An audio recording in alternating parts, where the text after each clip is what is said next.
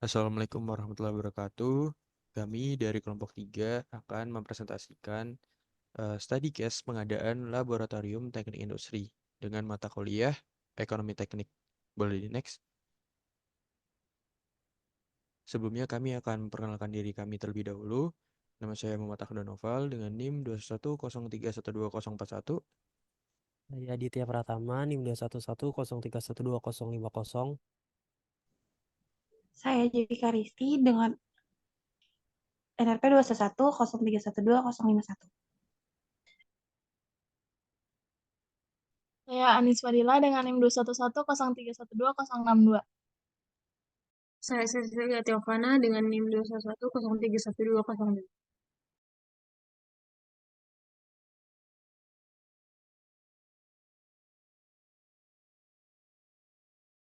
Baik, di sini ada beberapa yang bakalan kita bahas. Ada latar belakang, flowchart, tabel kebutuhan barang, analisis dan pembahasan, kesimpulan, dan saran. Boleh di next. Baik, di sini ada latar belakangnya. Jadi, laboratorium adalah elemen krusial dalam pendidikan dan penelitian ilmu pengetahuan. Seiring perkembangan ilmu dan teknologi, kebutuhan akan peralatan laboratorium mutakhir menjadi semakin penting. Analisis kebutuhan barang laboratorium dilakukan secara sistematis untuk memastikan ketersediaan peralatan yang tepat, memengaruhi kelancaran dan kualitas penelitian. Pemahaman mendalam terhadap kebutuhan ini memainkan peran krusial dalam perencanaan anggaran dan pengelolaan laboratorium. Melalui analisis ini, diharapkan dapat dihasilkan rekomendasi yang relevan untuk pengembangan laboratorium yang efisien, berdaya saing, dan mendukung penelitian inovatif. Boleh di next.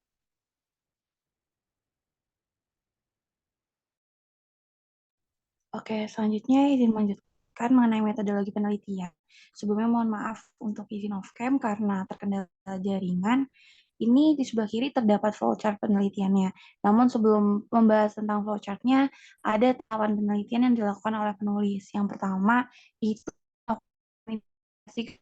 awalnya dengan menentukan apa sih tujuan dari penelitian,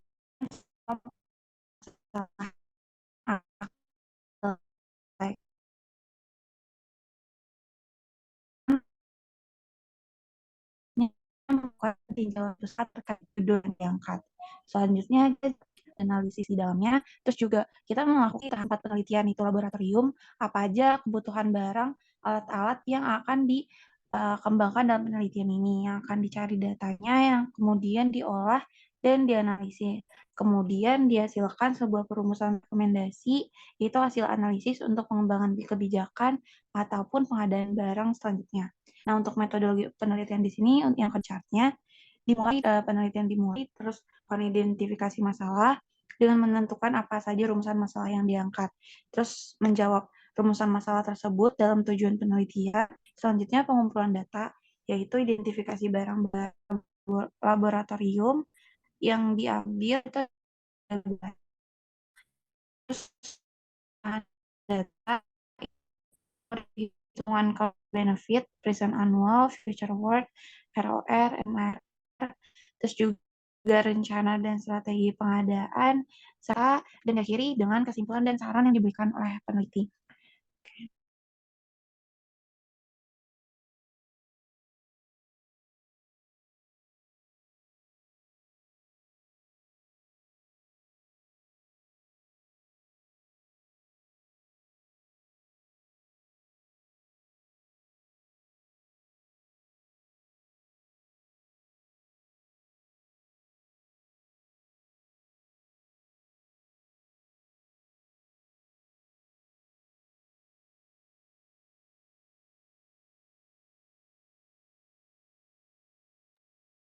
Oke, selanjutnya ada di kebutuhan barang laboratorium. Di sini kita menggunakan 3 barang. Yang pertama ada shining 3D Transcan. Untuk gambarnya bisa dilihat pada di layar. Untuk yang kedua ada laser CO2. Dan yang terakhir ada 3D printer. Boleh di next. Nah, baik. Di sini selanjutnya ada justifikasinya pemilihan barang. Jadi, revitalisasi industri 4.0 ini yang sering disebut sebagai era disruptif menimbulkan sejumlah tantangan yang semakin kompleks bagi para lulusan perguruan tinggi. Jadi kini mereka tidak hanya diharapkan untuk berakhir di berbagai perusahaan dan instansi, tetapi juga diwajibkan untuk dapat menggali peluang yang muncul seiring dengan revolusi industri 4.0, menciptakan lapangan pekerjaan baru. Boleh di next. Nah, di sini bisa dilihat yang sudah dijelaskan tadi, rincian biaya dari signing 3D Transcan si 3D scannernya. Jadi ada intensif laborannya, itu ada 1 orang jam satuannya, terus juga ada instansi penanggung jawabnya dengan jumlah 3.200.000. Lalu ada biaya langsung non personilnya, ada biaya instalasi atau pemasangan, biaya ongkos kirim, biaya pembelian 3D scanner dengan penjumlahan 134.500.000. Boleh di next.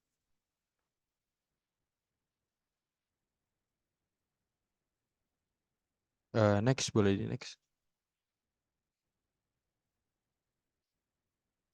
Nah, selanjutnya ini ada rincian biaya laser CO2 atau cutting dan grafirnya, di mana biaya langsung personilnya itu ada sama juga, ada intensif laborannya, ada insentif penanggung jawabnya dengan jumlah 3.200.000. Lalu ada biaya langsung non personilnya, biaya instalasi atau pemasangan, dan biaya ongkos kirim, biaya pembelian lasernya itu dengan jumlah 54.037.800 rupiah. Boleh di next. Nah, terus ada rinciannya lagi di mana ada biaya utilitasnya, ada biaya pemeliharaan fasilitas, biaya depresiasi dengan jumlah 6.720.784 rupiah. Dan untuk proyeksi pendapatannya sendiri ada target pesertanya 100 peserta dengan 1 praktikum dengan 25 peserta. Lalu ada target peserta 150 peserta dengan 1 praktikum 50 peserta dengan jumlah pendapatan 35 juta, sedangkan yang kedua 50.500.000 rupiah. Boleh di next. Nah, yang ketiga itu ada rincian biaya dari SLED LEP, 3D printer, Flash Rods Hunter Upgrade Industrial. Sama juga ada insentif laborannya, ada insentif penanggung jawabnya dengan jumlah 3.200.000. Lalu ada biaya langsung personilnya, biaya instalasi, pemasangan, biaya ongkos kirim, juga ada pembelian dari si 3D printernya ini dengan jumlah 84 juta. Boleh di next. Nah, selanjutnya ada rincian dari biaya CSL DLP-nya ini dengan biaya utilitas, biaya pemeliharaan, biaya depresiasinya dengan jumlah 6.720.783.84 rupiah. Dengan target pesertanya 100 peserta, terus juga ada yang target pesertanya 150 peserta dengan pendapatan 35 juta dan 50.500.000 rupiah. Boleh di next. Nah, di sini bisa dilihat ada cash flow bagi dalam penelitian di mana untuk si SLE dan si DLP-nya ini. Bisa dilihat pada gambar di mana biaya awalnya itu ada 134.500.000 rupiah dengan present worth-nya 207.511.832,68 rupiah, dan bisa dilihat cost benefit rasionya itu senilai 1,24 rupiah. Jadi bisa dibilang jadi hasil yang didapatkan untuk benefit cost rasionya menunjukkan nilai 1,45, di mana nilainya melebihi angka 1 yang dapat dikatakan layak untuk melakukan investasi. Boleh di next. Baik. Selanjutnya untuk si cash flow dari lasernya ini sendiri ada biaya awalnya itu 54.037.800 rupiah dengan present worth 120.055.632,68 rupiah, dan bisa dilihat dari si CBR ini atau cost benefit rasionya didapatkan 2,03, di mana nilainya melebihi angka 1 yang dapat dikatakan layak untuk melakukan investasi. Boleh di next. Selanjutnya untuk si SLED LP-nya ini biaya awalnya ada 84 juta Present worth-nya 150.017.832,68 rupiah. Dan bisa dilihat dari si cost ratio-nya ini juga di angka 1,64. Jadi melebihi angka 1 yang dapat dikatakan layak untuk melakukan investasi. Boleh di next. Oke, selanjutnya masuk ke pengolahan data. Untuk data yang kita ambil itu dilakukan selama rentang waktu 10 tahun. Yang pertama itu ada present worth, itu merupakan metode untuk mengevaluasi proyek atau investasi dengan mengukur cash flow dari nilai sekarang menuju masa depan. Yang pertama itu untuk alat 3D printing. Di sini biaya awalnya ada 84 juta, kemudian ada present worth-nya 157 juta. Setelah itu ada present worth setelah mendapat pendapatan itu 257 juta. Net present-nya itu 100 juta dan ROI-nya ini kita menggunakan tingkat suku bunga 6%, mendapat 64,06% dan juga cost-nya itu 1,64. Boleh di next. Untuk alat yang kedua ada 3D scanner, biaya awalnya itu 134 juta, net worth-nya itu present worth-nya itu 207 juta, untuk present worth setelah mendapat penghasilan itu 257 juta, net present-nya itu 50 juta, dan ROI-nya itu 24,14%, dan cost-nya 1,24. Dan yang terakhir ada alat laser CO2, untuk biaya awalnya ada 54 juta, present worth-nya itu 127 juta, present worth setelah mendapat penghasilan 257 juta, net present-nya 130 juta, dan ROI-nya itu 102,75%, dengan cost akhirnya itu 2,03. Boleh di next. Selanjutnya ada perhitungan annual worth. Ini merupakan mengevaluasi proyek atau investasi dengan suku bunga tertentu. Yang pertama ada di alat 3D printing dengan ada biaya awalnya itu 84, biaya tenaganya 3,2, biaya operasional 6,720, pendapatannya 35 juta dan annual worth itu 13 juta. Next. Yang kedua itu ada alat 3D scanner, biaya awalnya 134 juta, biaya tenaga kerjanya 3,2, biaya operasionalnya 6 juta, pendapatannya 35 juta, dan annual worth-nya itu 6.804.000. Dan yang terakhir ada alat laser CO2 untuk biaya awalnya 54 juta, biaya tenaga kerjanya 3,2, biaya operasional 6,7, pendapatannya 35 juta, dan juga annual worth-nya 17.737.000. Next. Lanjut ke perhitungan future worth. Itu merupakan metode evaluasi keuangan yang digunakan untuk mengukur nilai arus kas dengan suatu proyek dengan titik waktu tertentu di masa depan. Yang pertama itu ada 3D printing. Dengan future worth-nya itu di akhir ada 180 juta. Next. Yang kedua ada alat 3D scanner dengan future worth-nya itu 89.694.000. Dan yang terakhir ada alat laser CO2 dengan future worth-nya itu 233.790.000. Next.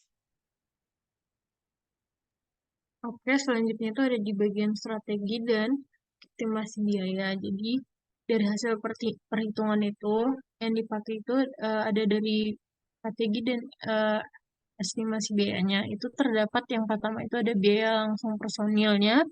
Di sini dapat kita lihat dari tabel tersebut berapa jumlah total biaya langsung personil yang didapat.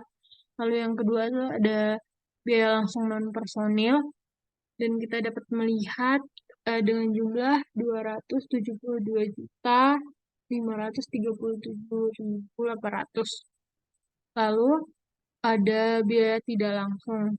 Biaya tidak total biayanya itu terdapat di tabel 242, 940, 151, 52 ribu rupiah. Lalu yang terakhir itu ada proyeksi pendapatan. Dapat kita lihat tabel berapa perolehan pendapatan.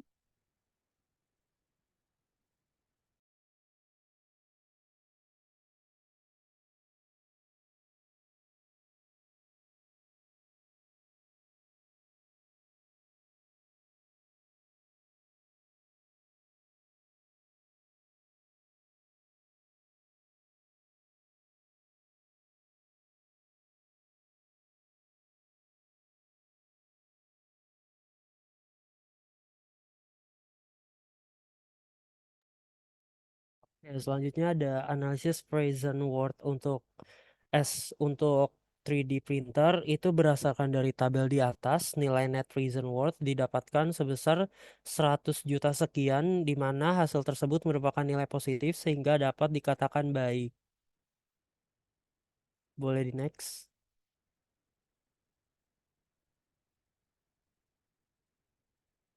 Oke, selanjutnya ada analisis present worth untuk alat 3D scanner, di mana didapatkan berdasarkan tabel nilai net present worth didapatkan sebesar 50 juta sekian. Nilai tersebut merupakan nilai positif sehingga dapat dikatakan baik. Boleh di next. Selanjutnya ada analisis present worth untuk alat laser, CO2 cutting dan grafir itu berdasarkan dari tabel di atas. Nilai net present worth didapatkan sebesar 130 juta sekian, di mana nilai tersebut merupakan nilai positif sehingga dapat dikatakan baik. Boleh di next. Oke, selanjutnya ada analisis perhitungan annual worth untuk mesin 3D printer berdasarkan tabel diketahui itu nilai annual worth-nya didapatkan sebesar 13 juta sekian, di mana nilai tersebut merupakan nilai positif sehingga dapat dikatakan baik. Boleh di next. Oke, selanjutnya ada analisis annual worth untuk alat 3D scanner, di mana berdasarkan dari tabel di atas, nilai annual worth didapatkan sebesar 6 juta sekian, di mana nilai tersebut merupakan nilai positif sehingga dapat dikatakan baik. Boleh di next. Lalu selanjutnya ada analisis annual worth untuk alat laser CO2, cutting dan grafir, di mana berdasarkan tabel di atas, nilai annual worth didapatkan sebesar 17 juta sekian, merupakan nilai positif sehingga dapat dikatakan baik. Boleh di next.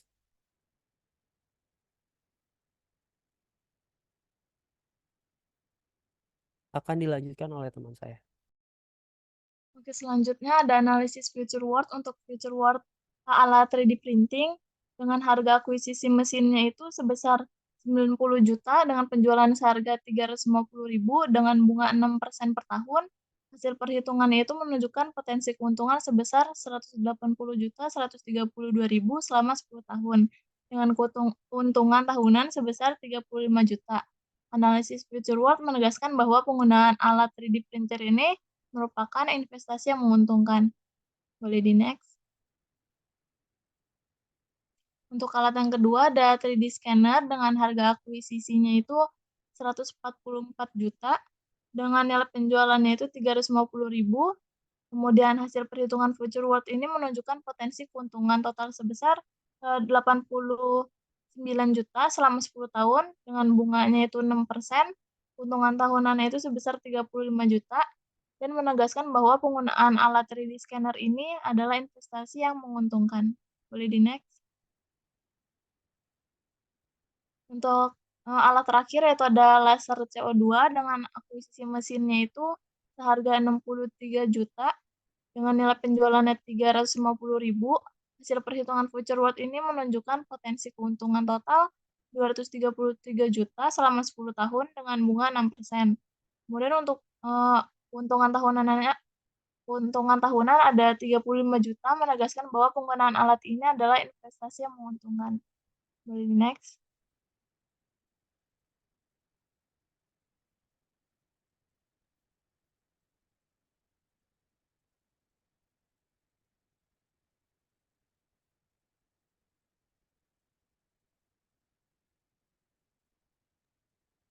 Oke, selanjutnya ada analisis ROI untuk alat 3D scan. Itu didapatkan dari hasil tabel diketahui. Jadi dari tabel tersebut itu menunjukkan bahwa nilai jual dibagi dengan harga beli mencapai sebesar 64,06% selama 5 tahun. Dengan demikian dapat disarankan bahwa mesin 3D printer ini merupakan pilihan investasi yang masuk akal karena memberikan keuntungan setiap tahunnya. Boleh di next.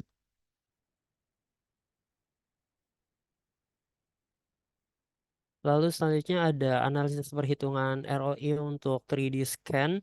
Itu dapat diamati dari tabel perhitungan, di mana hasilnya terlihat dari rasio nilai jual dibandingkan dengan harga beli yang mencapai 24,14% selama 5 tahun. Oleh karena itu dapat disimpulkan bahwa investasi pada Shining 3D Transcan C 3D Scanner ini merupakan keputusan yang tepat karena menghasilkan keuntungan tiap tahunnya. Boleh di next.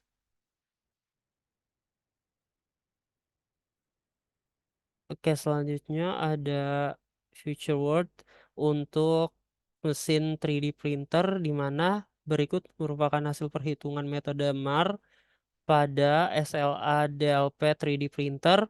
Ini menggunakan suku bunga 6%, maka didapatkan besar MARR pada mesin 3D printer ini sebesar 27%. Dapat disimpulkan mesin 3D printer ini layak untuk diinvestasikan. Boleh di next.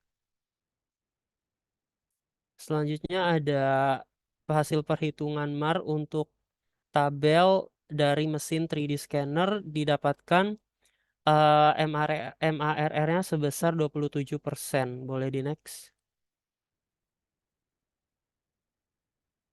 Lalu yang terakhir ada hasil dari tabel perhitungan laser CO2 cutting dan grafir, itu didapatkan hasil MARR-nya sebesar 45%. Boleh di next. Oke, selanjutnya ada analisis strategi pengadaan yang kami dapat ambil, yaitu strategi pengadaan terfokus pada aspek finansial, teknis, dan operasional dalam perencanaan proyek. Dalam aspek finansial, perencanaan anggaran, pemilihan metode pengadaan, dan prinsip tata kelola keuangan menjadi kunci, sementara pemilihan penyedia dan pengelolaan kontrak meningkatkan nilai pengadaan. Aspek teknis melibatkan penetapan tujuan jelas, analisis kebutuhan, pemilihan vendor yang berkualitas, dan implementasi teknologi baru dengan pemantauan risiko dan pengelolaan kualitas. Yang selanjutnya ada aspek operasional mencakup perencanaan sumber daya manusia, pengelolaan infrastruktur, dan pemantauan kinerja untuk memastikan solusi berjalan dengan optimal. Dan yang terakhir ada strategi pengadaan yang komprehensif menjadi kunci keberhasilan proyek dan efisiensi keuangan. Boleh di next.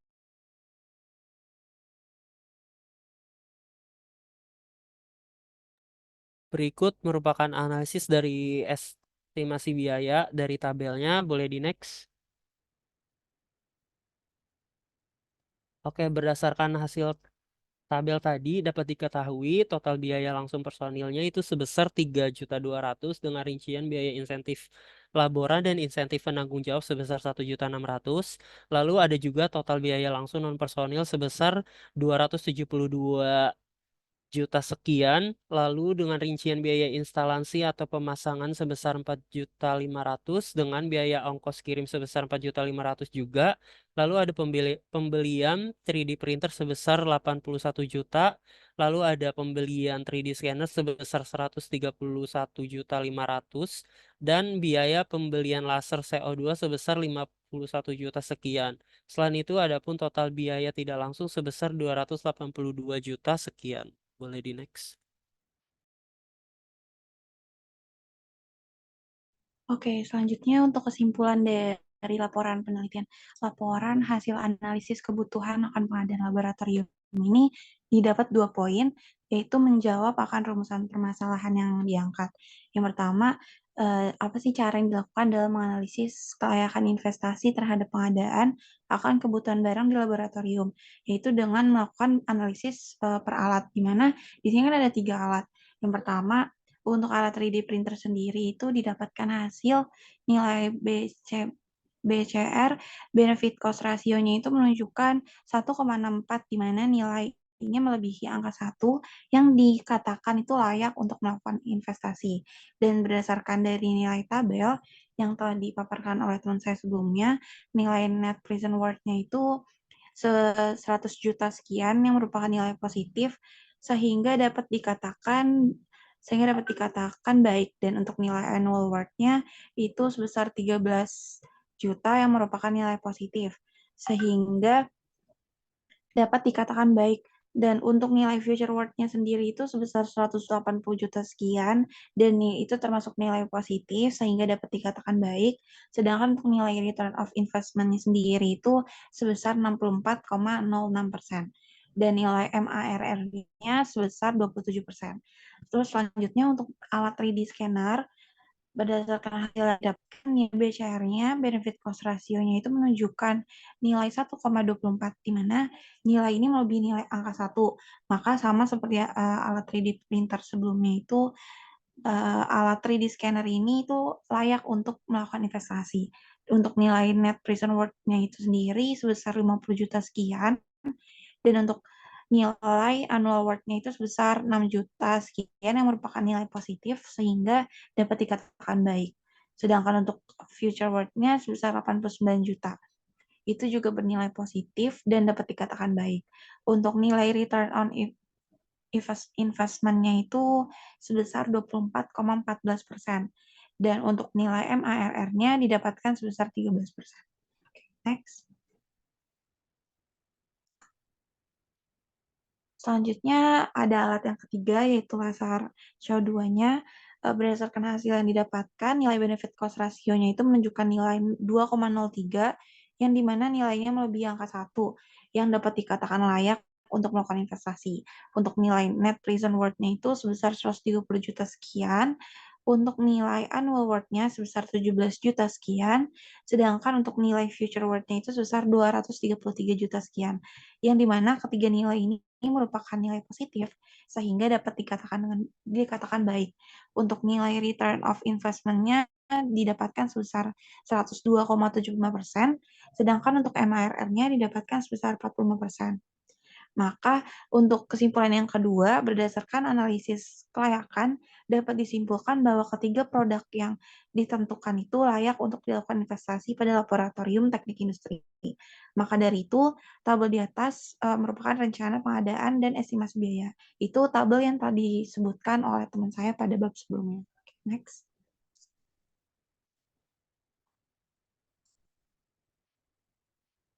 Oke, yang terlihat pada layar merupakan saran dari rekomendasi yang bisa diberikan oleh kelompok kami kepada tempat penelitian. Berdasarkan hasil analisis dan kesimpulan yang telah dijabarkan, terdapat beberapa saran yang dapat diimplementasikan guna meningkatkan efektivitas dan efisiensi dalam pemenuhan kebutuhan barang laboratorium. Yang pertama, penyempurnaan sistem pengelolaan inventaris, yaitu menyusun dan memperbarui sistem pengelolaan inventaris barang laboratorium agar lebih terstruktur dan responsif terhadap perubahan kebutuhan yang ada. Yang kedua, pembentukan tim khusus pengelola barang laboratorium. Jadi, saran yang dapat diberikan itu dengan membentuk tim yang bertanggung jawab atas pemantauan, pemeliharaan, dan pengadaan barang laboratorium untuk memastikan ketersediaan dan keberlanjutan operasional laboratorium. Yang ketiga, berkolaborasi antara lembaga, yaitu dengan mendorong kerjasama antara lembaga-lembaga pendidikan, penelitian, dan industri untuk berbagi pengalaman serta sumber daya dalam pengadaan barang laboratorium yang lebih spesifik.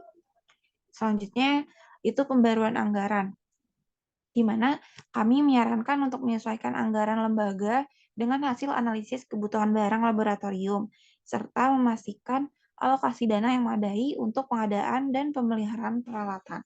Yang terakhir, itu pengembangan program pelatihan, yaitu dengan merancang program pelatihan bagi pengelola laboratorium dan pengguna laboratorium agar dapat memaksimalkan penggunaan peralatan dan memahami kebutuhan operasional yang diperlukan. Dengan menerapkan syarat-syarat tersebut, diharapkan Universitas Pembangunan Nasional Veteran Jakarta sebagai tempat penelitian dilakukan penelitian ini dapat meningkatkan kualitas dan efisiensi operasional laboratorium, serta mendukung perkembangan ilmu pengetahuan dan teknologi yang berkelanjutan. Oke, sekian presentasi dari kelompok kami, kurang lebihnya mohon maaf. Wassalamualaikum warahmatullahi wabarakatuh.